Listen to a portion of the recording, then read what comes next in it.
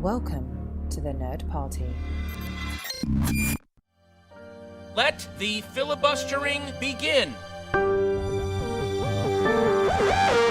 Welcome to Nerd Party.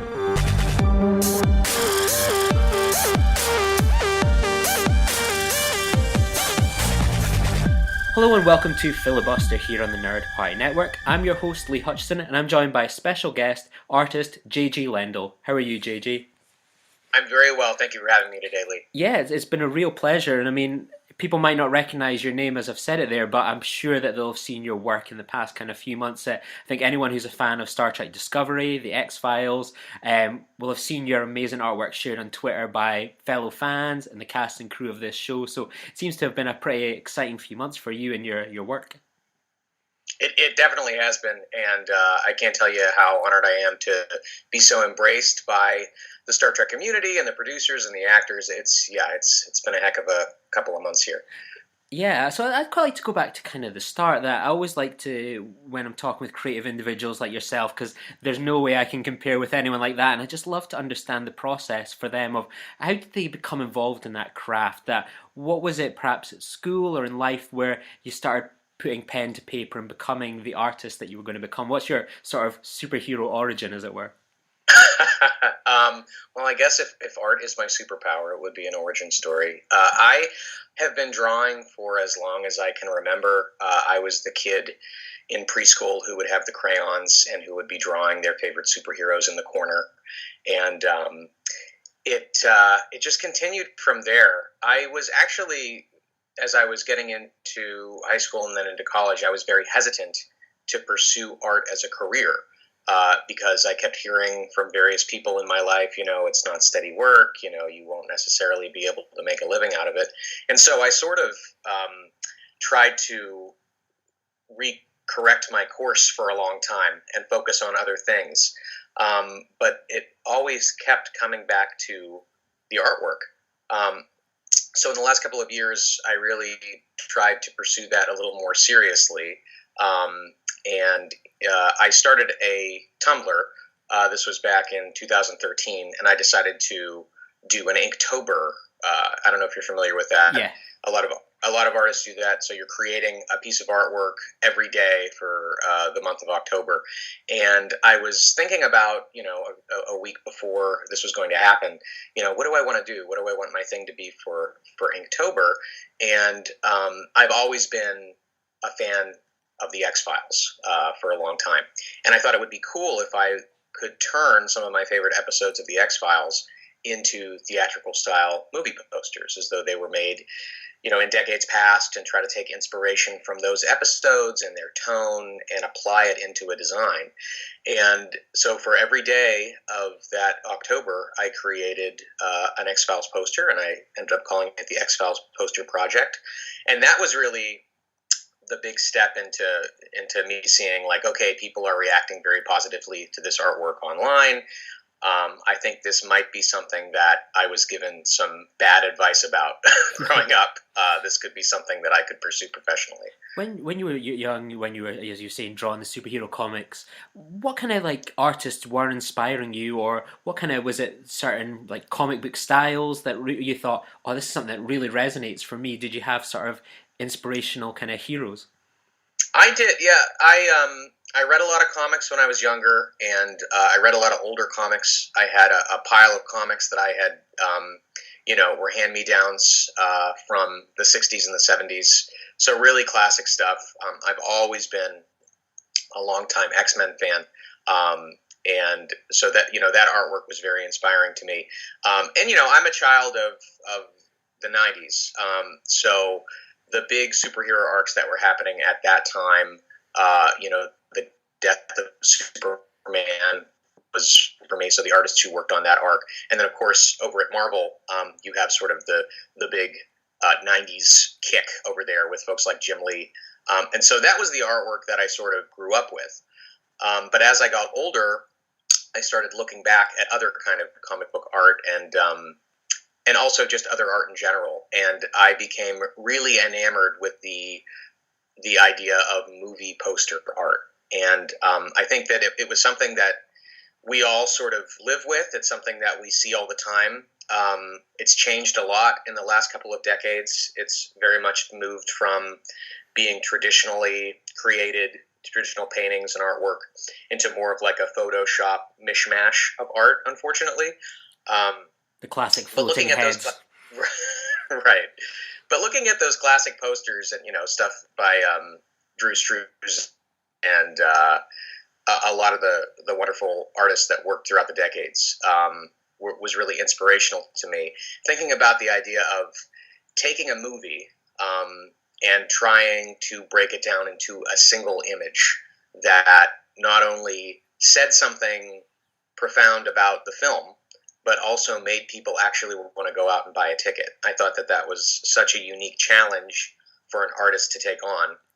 And it was something that I was really excited to sort of play in that sandbox with. And I've found a way to do that in a lot of different ways, which has been really, really pleasurable to me as an artist. And it's been a real challenge to try to take, especially things that are near and dear to my heart, things like Star Trek, things like the X-Files, and try and boil these adventures and these narratives down to a single image that represents what's going on in the show, and also in a way represents how important those shows are to me.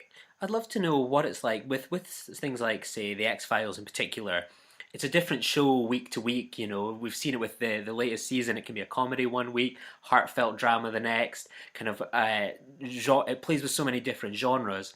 Kind of, what's your process from sort of, especially with maybe the new season, with the older ones, we all have a lot of time to sit and reflect on them. When you watch a new episode, what's your time scale from watching an episode to producing a piece of artwork where you think, this is the one I want to put out? It certainly varies. You're right. For the older shows, we all, fans sort of have an idea of what those episodes are and what they represent. And one of the big things that really drew me to the project was the fact that the X-Files can be so many different shows in one. You have these comedies, you have suspense and horror, you have absurd plots, you have government conspiracy, and it's so great to be able to pull from so many different genres and to think about the different artwork that's been created over the years for movies in those genres and try to draw inspiration from that, and then also at the same time go in my own direction. And every episode is like a new challenge. And the poster for an episode like Jose Chunks from Outer Space, which is an absurd comedy, is going to look very different than the poster for an episode like Blood from season 2, which is basically a guy who is slowly going out of his mind. So it brings such a different aesthetic to each one of those posters. It's really exciting for me as an artist. For the new episodes, the process has been very different. In the past, I would watch the episode again because to give myself a little bit of a refresher on the moments in the episode to see if I can latch on to any visuals or any ideas. I didn't do that with every episode while I was going through the show because a lot of them were very, very familiar to me. But for the new ones, for the most part, I had not seen the episodes when I was creating the posters. I was very fortunate to be contacted by folks from 20th Century Fox after they had seen my art put out there into the world. And this was back in 2015 when they were just starting to announce that the X-Files would be returning. And by that time, I had 3 or 4 dozen posters already created and out there in the world and being shared by fans. And so they had approached me and asked, JJ, we like your stuff. Would you be willing to work with us so that we can share your art out as we are promoting the new season? Because if you recall, back in 2015, going into 2016, they did a 201 days of X-Files promotion online. And it was a rewatch campaign. And so fans were, basically given a schedule. Okay, we're going to watch every episode of the show, one a day, leading up to the premiere of the new season 10. And so each one of those days, they were willing to share a poster of mine. And what I basically said was, okay, let's do it. If you want to put my work out there, that's great. And from there, we worked on getting your work officially licensed so that it's available for sale, which was great. But when they first approached me, they said, when the posters that you already have, when those episodes come up, we'd love to share your art. And I said, well, if I were to create more, would you be willing to share more? And they said, well, sure. So I sort of created a challenge for myself to keep up with the rewatch and to create a poster for every one of those episodes leading up to the end of the series. And that was a challenge. If you want to talk about what my turnover was for that, I was cranking out sometimes 2 or 3 episode posters a day for the show, which was, it was a lot. And so I feel very fortunate that I was able to keep up with that. But again, these are episodes that I was familiar with, so I had sort of like a starting point with the design. When they approached me about doing posters for the new season, I was given scripts for the episodes before they were aired. Sorry. No, go ahead. So when you get like that call originally from, say, something like 20th Century Fox, where they're like, we want to do your artwork, share it, pay you for it, does that kind of feel like your Nick Fury moment, sort of 20th Century Fox coming into your inbox, recruiting you up to be sort of on their team? Yes, it was definitely a milestone for me. It was incredible. And it's one of those things where, like, you get that message and you sort of pinch yourself a little bit, and you're like, is this really happening? Is this legit? Is this someone playing a joke on me? You sort of want to text your friends and say, hey, did you send me this email? Is this a real thing? But it was, and it's just so it's so wonderful that, to just play a small part in a franchise that I'm such a big fan of, and then also, to have your work sort of validated in that way was really great for me. And, for the people who were involved in the show to want more was so wonderful. And especially, when I have, people from the writer's room on the X-Files have sent me messages and told me how much they enjoy the artwork and can't wait to have it hanging, in the writer's room. It's surreal. It's surreal in a lot of ways. And the artwork is just so incredible. It's well-deserved success. I'm curious, you touched upon before I kind of interrupted you that you would get the scripts. What's your process almost for reading those? Do you sort of go, right, I'm going to close the blinds, I'm going to sit down with a cup of tea, I'm going to read them on a couch? Especially if you're, it's like ourselves, we're watching it as fans, we're watching it on the TV, the lights are dimmed. Is it different really for reading the script ahead of watching it visually? Well, my first step is always to sign the non-disclosure agreement. But after that, it's reading a script for an episode of television. And I don't know if you've read a lot of screenplays. Yeah. Well, then you know that it's very different from watching. So, a good screenwriter is really trying to illustrate what the final product is going to look like. When I read a screenplay, to me it almost reads as a pitch for what the episode could look like. And anytime you're working in film, it's you're handing the baton off so many times. So the writer is the first person to sort of lay down what the episode's going to look like. But things can change so much along that path. So when I read the episode, I really try to think about the different permutations that it could take from the page to the screen. And that can be hard. When you're watching a final episode, you can latch on to a visual. And since my medium is a visual medium, that had been really important in my process. And so I realized that I had to find a way to connect with this episode on a different level and to try and estimate, just from the tone of the script, what the feel of the episode might be. And that was easier for some than others. So in season 10, when I got the script for the Mulder and Scully meet the Weremonster episode, the tone on the page was pretty clear that was going to be a fun sort of more obscenic hour of the X-Files.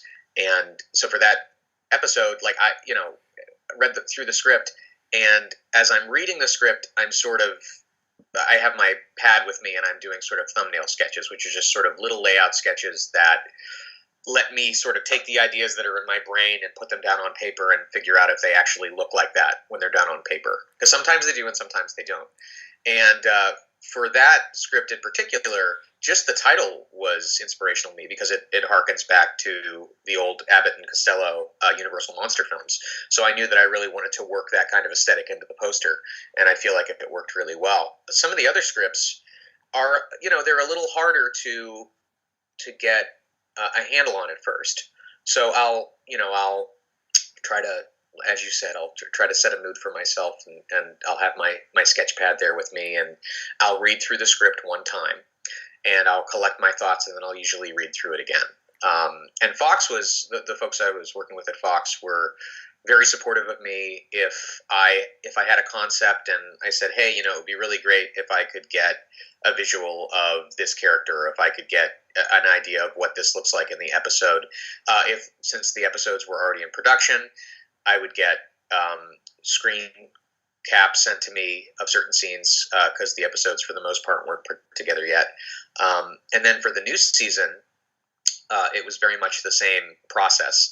I was fortunate because by the time I was working on these episodes, posters for the new season, 5 of the episodes were already basically cut together. So I was able to get early screeners of those, which made my life a lot easier in terms of designing those posters. But yeah, it's a very different process for me when I don't have the actual visuals of the episodes to go with.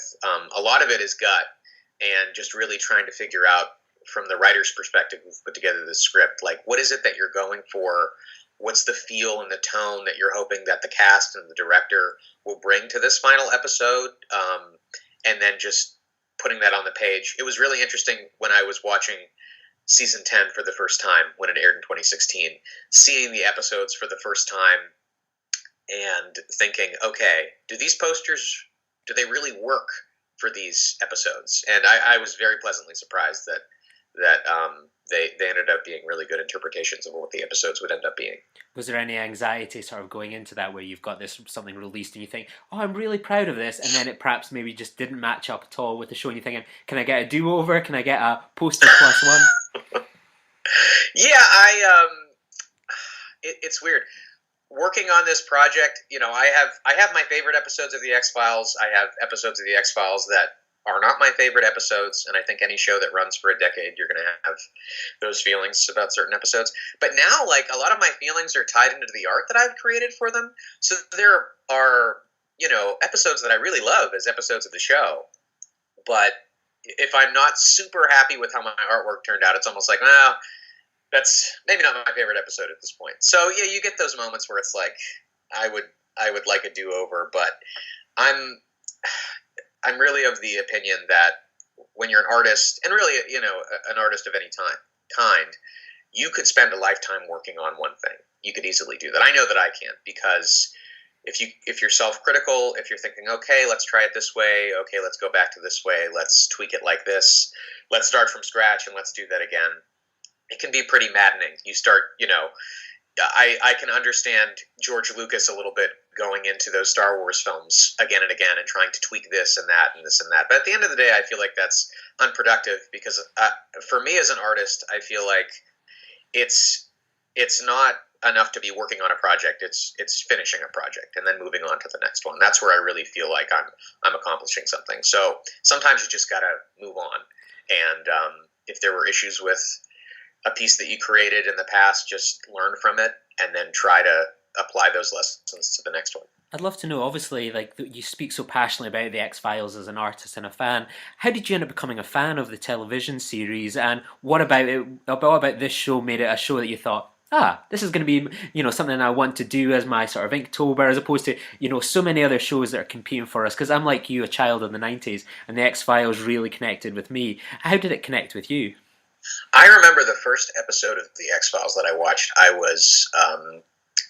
It was during season 1, the original airing. So I was very young. I think I was probably in maybe 3rd grade when it aired. And I was at a sleepover at a friend's house.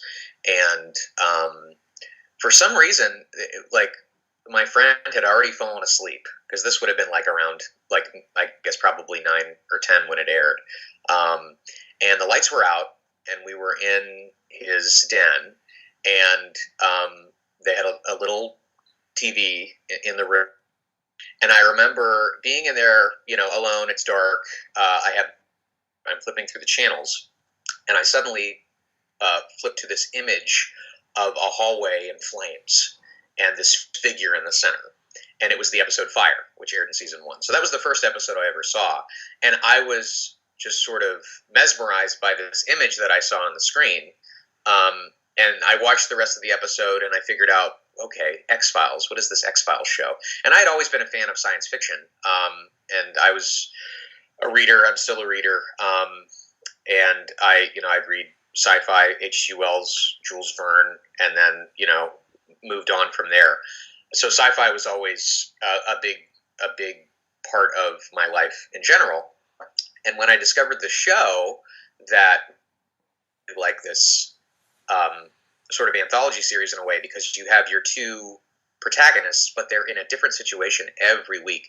And I thought that was so fascinating that they could talk about so many different things throughout the show, that one episode could deal with fire, this person who can control flames, and then you have an episode that's about genetic engineering. Then you have an episode about ghosts. You have an episode about technology gone awry. It was able to cover so many topics, and the production value was astonishing to me at that age, because the X-Files was such a trailblazer when it came to trying to bring more of a cinematic experience to television. And so I think that at a young age, the aesthetic of the show and the subject matter that it covered really drew me in. And it was sort of that idea that this show can be so many things in one that led me to choose it for this project, because I'm a big fan of Juan Ortiz, if you're familiar with the work that he did. I've got his Next Generation book just meters away from me. As do I. I managed to grab a signed copy at San Diego Comic-Con last year. You should have seen me running through the halls, and I was worried, like, I don't know how fast these are going to go. And I get to the booth, and there's just a big pile there, and someone just waiting to check me out. So I felt pretty good about that. But I think that the work that he did on TOS and then later on TNG, it was really astounding to me that he was able to bring such a strong aesthetic to that show. But for myself, I sort of wanted to choose a project, if I were going to do it in that vein, that would give me a little bit more latitude in terms of the style that I could use. Because all of those posters are very, very 60s minimalist posters, which are incredible. But doing a show like The X-Files allowed me to work in so many different artistic genres, because the show represents so many shifts of tone. And so that was really exciting for me as an artist, because I could pull in all of these different sort of inspirations that I've had from various, artists and various movements, and apply them to this show that can wear so many different hats. With that, like you were, with the way with it, like the X-Files being very much a show of the 90s, that as we kind of touched on earlier, you've been doing a lot of kind of Star Trek Discovery work. Were you a fan of the 90s Star Trek series as well? Did that connect with you as well, or was that something that maybe came later? I know I was a big fan of Star Trek in the 90s. I have a story for that as well. I don't know if you ever, when you were young, they used to send out these magazines, basically, so that were like, they were trying to sell you items. And for some reason, we got on a mailing list, and we got this sort of sci-fi memorabilia magazine. Yeah, I think I got very much the similar one here in Scotland. and so, like, as a kid, you get this thing in the mail, and you're flipping through the pages, and it's just sort of like, whoa, look at all this stuff. And some of the things I was familiar with that had products in there, like Star Wars, and I remember a lot of Doctor Who stuff, even though I wasn't super aware of Doctor Who at that time, because it wasn't airing regularly on television where I was. But there was also a lot of Star Trek stuff in there for all the series, and Star Trek was a show that I had not been exposed to, because at that point it was not as really indication as it was in the 70s and the 80s, at least in my area of the United States, in Pennsylvania. And when I got this magazine, I was just like reading through the stuff, and there was some page that talked about a specific episode of Star Trek, Sitting on the Edge of Forever. And I remember reading this page, and it was talking so eloquently about how this hour of television was heralded as maybe one of the greatest hours of sci-fi, and it made me really curious to see this episode. But at that point, we didn't have the internet like we do today. You couldn't just sort of seek out a piece of media like you can now, so it wasn't as easily attainable. Ironically, I think within a couple of weeks of getting that magazine, it was late on a Saturday night. I think this was over the summer, so I was up pretty late, and I had my bedroom growing up was in the attic of our house, which and our house was on a hill, so it was pretty high. And I had an old black and white TV up in my room with the old rabbit ears antenna, and I was flipping through stations, and I managed to hit onto a station that was actually being broadcast from the next state over out in Ohio. And I recognized the moment on the screen. It was a moment that I had seen in that magazine. It was from City on the Edge of Forever.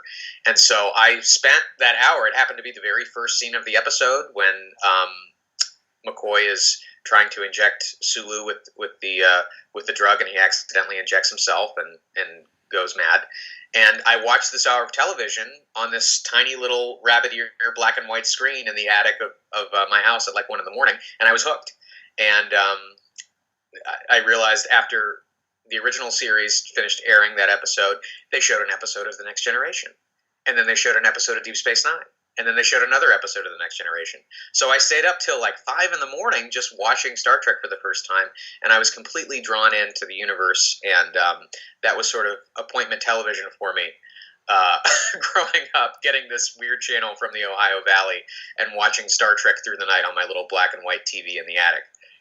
With Star Trek, that at times, especially sort of during the 90s with sort of the Rick Berman era, it could be described as maybe being visually stale sometimes. You have to see the Enterprise, nice even color tones.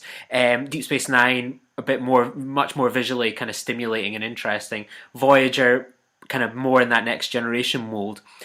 As an artist, when you're watching these sorts of shows, what do you think of kind of their visual designs and situations? Do you find them inspiring or sort of products of their time? I think that when you watch the Next Generation era shows, it's hard to escape that they're a product of their time. My wife and I were watching an episode of The Next Generation not too long ago, and there was a scene that took place in Deanna Troy's office, and my wife was sort of floored by her office, which is basically like this like mauve color, and there's like a potted fern in the corner, and she's like, "This is the most vaporwave thing that I've ever seen." If you're familiar with that online aesthetic, vaporwave, yeah. She's like, it's interesting that that 90s malls would be so familiar and representative of 24th century therapist's office. So yeah, it's hard not to see the production design of those shows as being sort of squarely in that 80s, 90s mold. But for myself as an artist, watching the show, I'm always very inspired by characters. And I think if you look at a lot of my art, I like making people. I like trying to create characters with a certain look and a certain feeling, and hopefully the feeling that character has on their face or in their movement to affect the person who's looking at the artwork. So I'm very inspired by the performances of those shows. I think that's what really drew me in. I can appreciate the design of the starships and all the work that went into sort of creating that Star Trek as a place sort of feeling. And I've tried to bring that into the work I've done with Star Trek as well, but it's very much about the characters for me. And I would also say that it's the palette for the shows to me are very different. Like the palette that's used in The Next Generation is very different than the palette that's used for Deep Space Nine or the palette that's used for Voyager. While they do have very similar looks, I think that the shows play with colors in a slightly different way. The Next Generation sets, you have sort of this beige, sort of mauve sort of tone, which was very, very different than what we saw in the original series with those very bright red and blue and yellow colors that were all throughout the ship. And then on Deep Space Nine, they sort of infuse a little bit more of that color, especially in the Promenade and in Quarks. And as you go into Voyager, it's a little more contained than Deep Space Nine, but it's a little cooler. It's a cooler feel on the bridge. You have more blues. And when they get into sort of like the Borg era of the show, you get a lot of these really sort of neon green colors that are coming into the show. And so when I think of the shows visually, I do think of the color a little bit. And in my mind and as an artist, that in a way helps me to differentiate the aesthetics of those shows, if that makes any sense at all. Absolutely, yeah. And with like now we've kind of got Discovery, and it's such a visually interesting show, and that's something you've been working on kind of the past few months, are these Star Trek Discovery paintings. You probably won't remember it, but I randomly tweeted you one day from my personal account. I actually had your wolf inside was my phone wallpaper. What's it been like we've got a brand new Star Trek series?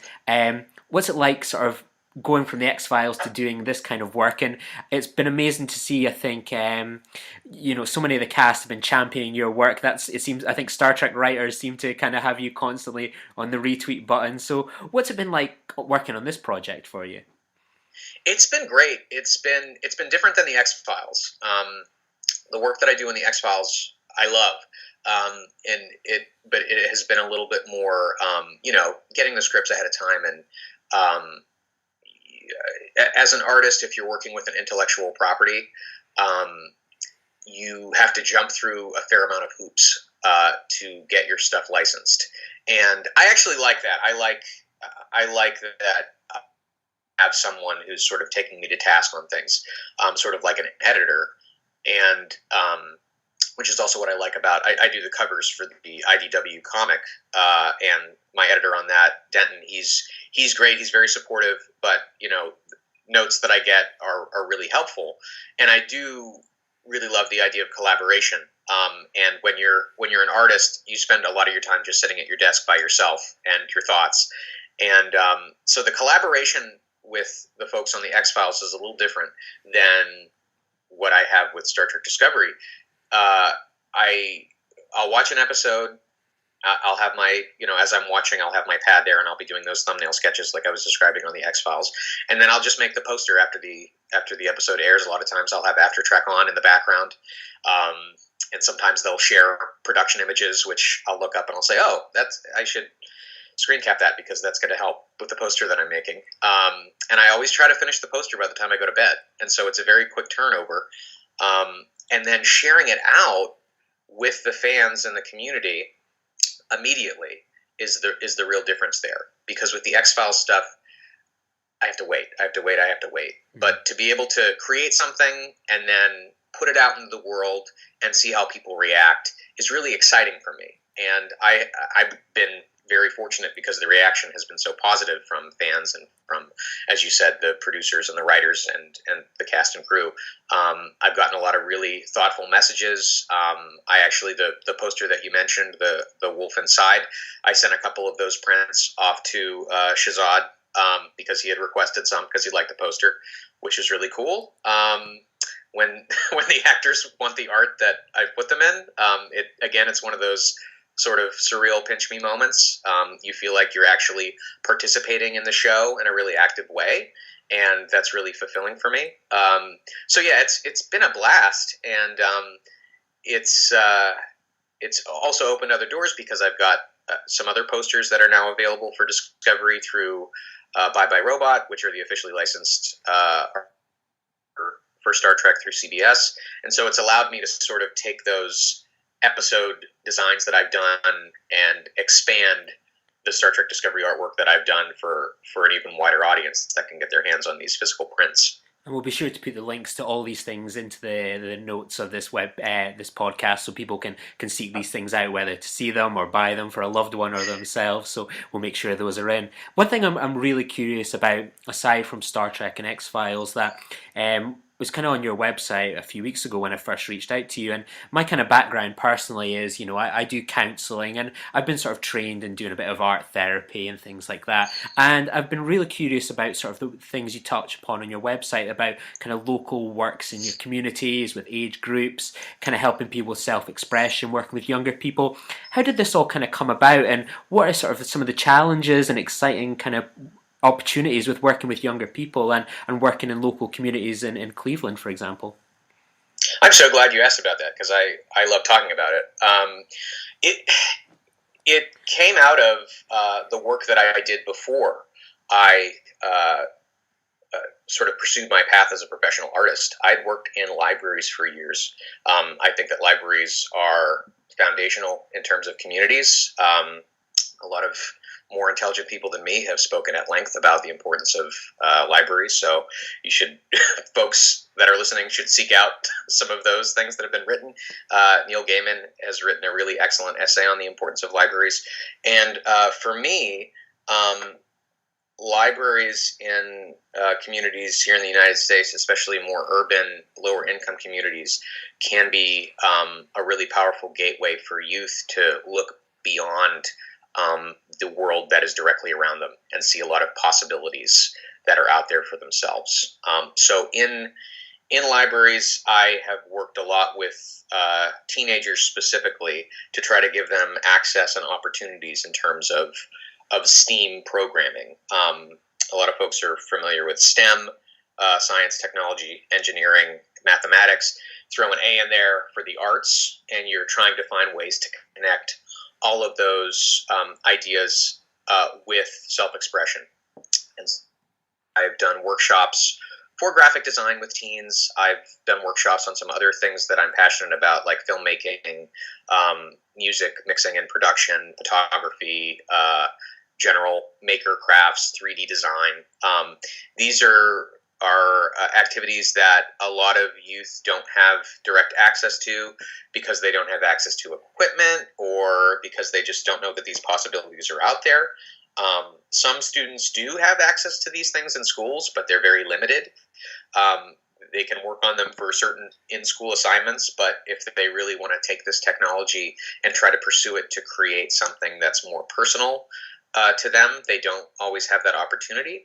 So I've worked very hard in Pittsburgh, which is where I grew up and lived in until about a year ago, and then now here in Cleveland, where I'm working with the Cleveland Public Library, their youth services department at the main library downtown, to try to create more opportunities for teens in this area to have access, to have mentorship, which is a big part of it. So I get a lot of pleasure serving as like an everyday mentor to youth here in Cleveland, and to try to just sort of serve as someone who can share these technologies and these possibilities to them, but also just to be someone who's there consistently and to be someone who they know they can rely on. I help to run a program every weekday evening after school where the teens come in, and we have gaming in there, and we have computers and digital drawing tablets, and I show them my artwork and they show me their artwork, and we talk about the process, and we sort of get into how could you take this passion of yours, and in what ways would you be interested in trying to turn it into a career path for yourself? Is this something that you would want to pursue in a college environment? Is this something that you think you could take to the next level using this piece of technology?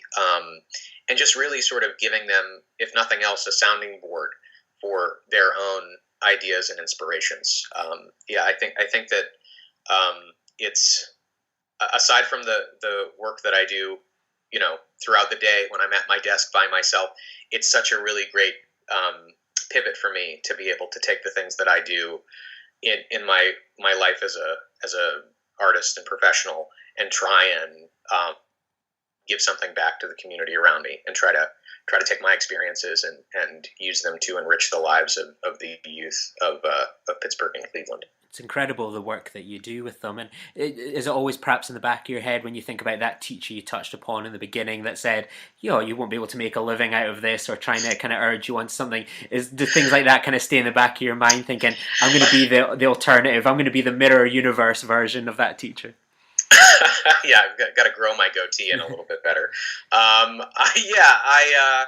Things have changed so much. I think when I was growing up in the 90s, being an artist was very different than what it looks like today. And this was before sort of the popular advent of digital art. And I don't think that anyone back then could have predicted the exponential advancement of technology in general, but especially when it comes to the creative endeavors that we're able to pursue now on much more limited budgets, and how we can get our work out to a much broader audience. I mean, when I post something on Twitter or Instagram, like, I'm reaching thousands of people in a moment, which was unheard of when I was growing up. But the teens that I work with, they are well aware of that technology, and they're well aware of the kind of reach that they can have. And so I think that it's really opened up a lot of doors in terms of exposure. I think there's a lot of negatives connected to that as well. I often think about all the opportunities that are available today through the work that I do for teens. And, sometimes I'm like, man, I wish that when I was growing up, when I was in middle school or when I was in high school, we had some of this technology, or we had some of these opportunities. But at the same time, I think that there are a lot of negatives to that. Like, if I had to deal with social media when I was in middle school or high school, I have no idea how I would have turned out and how those extra stresses and anxieties would have affected me. I don't know if you feel a similar way. Yeah, absolutely. I'm sitting there thinking, I'm just nodding my head. I couldn't agree more. You think, I had such an idyllic life growing up in the countryside, and now I've got everything at the access of a button. And I think, are kids these days missing things? We see it ourselves, our kids just playing on video games all the time, everything. I think even in the 90s, I think people said the same thing about us. It's crazy. Is that definitely, positive and negative? Yeah, and I'm sure, the youth of today will be saying similar things in 20 or 30 years. Like, back in my day, we didn't have these, cerebral implants so that we could just, or whatever the next step in technology is. But I do feel like, there has been such an advance in technology in the last 20 years, even more so than us. Like, people would rag on our generation, you just sit there and you play your, Super Nintendo or your N64, and you could be reading books or things like that.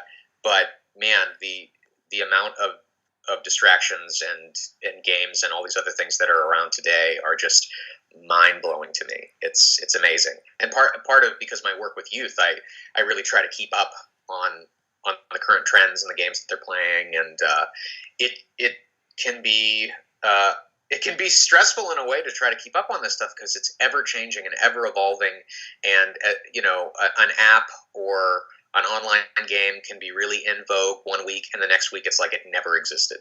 It's a challenge. And kind of finally, like, you've got all this amazing things that you do in the X-Files. It could be potentially ending for good in a few weeks' time. I'm not too sure. I know you maybe know, but obviously non-disclosure. What's your next kind of exciting project? Have you got something in mind that you're maybe working on, or something up your sleeve? Well, I'm working with Bye Bye Robot right now on some new Star Trek prints, which I'm really excited about. So those are going through the licensing project right now, which can sometimes be long and arduous. So I'm working on artwork for more of the original Star Trek series, TOS, TNG, through Enterprise. So I'm really excited for those to debut. So hopefully we'll be seeing those in the next month or two. 200 odd episodes of the X-Files seem like a cakewalk compared to 729 Star Trek episodes and movies. That's a challenge you've given yourself. Yeah, so the artwork that's coming out for these are going to be general, cast posters, vintage sort of movie posters for the shows. So I've not taken on that challenge quite yet. I think about Deep Space Nine sometimes, because Juan Ortiz, I would not want to step on his toes. He did amazing work on TOS. He did amazing work on TNG. I don't know if he's sitting in a room somewhere contemplating, over 100 Deep Space Nine posters. I'm hoping. Right, absolutely. I want to see them. If he's not, yeah, I would. I'd be open to that. I've been rewatching Deep Space Nine right now, and I just started season 2, and I've watched through Deep Space Nine probably 2 or 3 times at this point in my life, and I feel like it's like when you read a book, like when you read like Catcher in the Rye. Depending on what age you're at, you'll get a completely different response to the same words on the page. And I feel I've been feeling that way with Deep Space Nine right now, because the last time I watched Deep Space Nine, I was sort of like, oh, season 1's not that bad. And this last time I was like, oh, I really got to work through season 1 here. But it's amazing to me. There's such a shift in tone in the finale of season 1 leading into season 2. Mm-hmm. And it's been really great to sort of see this show find its footing early on. And with that, I'm like, oh yeah, I could do posters for this show. I could crank out a bunch of posters for this. But that's what I was sort of so pleasantly surprised about Discovery, because I think Star Trek fans have gotten used to the fact that the freshman year of these shows are a little bit of a toss-up in terms of episode quality. And I just feel like Discovery sort of bucked that trend in a way, and it was able to really find its footing right out of the gate, which is great. Definitely. And, who knows what different permutations the show will take in years to come. But I think that the show, more so than maybe any other Star Trek so far, has created a really great foundation for itself to continue from a character aspect, from a Star Trek as a world and a place aspect. It's really exciting. So with that being said, I'm excited for season 2 of Star Trek Discovery, because I intend on doing more episodes, posters for the show once they debut. That's great to hear. Thank you so much for coming on. It's been a real pleasure to put a face to your artwork and hear your kind of process. It's been a real pleasure for me. If people wanted to kind of find your artwork online that maybe haven't seen it yet, or would like to maybe buy something, where can kind of people find you online, JJ? I'm in a lot of places online right now. The best place to find me is on my website, jjlendl.com, jjlendl.com. You can also find my licensed X-Files artwork for sale at darkinkart.com. I have posters available for the classic X-Files, and also more and more posters debuting for the new season. You can find my Star Trek artwork at byebyerobot.com. They have a lot of artwork from a lot of really great Trek artists on there, and there'll be more debuting from myself soon. And you can also follow me on Twitter at jjlendl. I'm on Instagram at jjlendl, and you can also find JJ Lendl Art Studio on Facebook, and follow me on Tumblr at X-Files Poster Project. Perfect. Thank you very much. And all those will be in the show notes as well, so we'll get them out there so people can just get there on a click of a button. So thank you again for joining me today, JJ. It's been a real pleasure, and good luck with all your future projects. Thank you so much, Lee. It was a great honor to be on the podcast, and hopefully we'll talk again at some point. Hopefully, yeah. We maybe we'll get you on and we can just have an out-and-out Star Trek X-Files discussion. That could be good fun. I would love that. That would be great. Perfect. Well, thank you very much, and thanks everyone for listening. Bye. Join the revolution. Join the Nerd Party. Welcome to Nerd Party.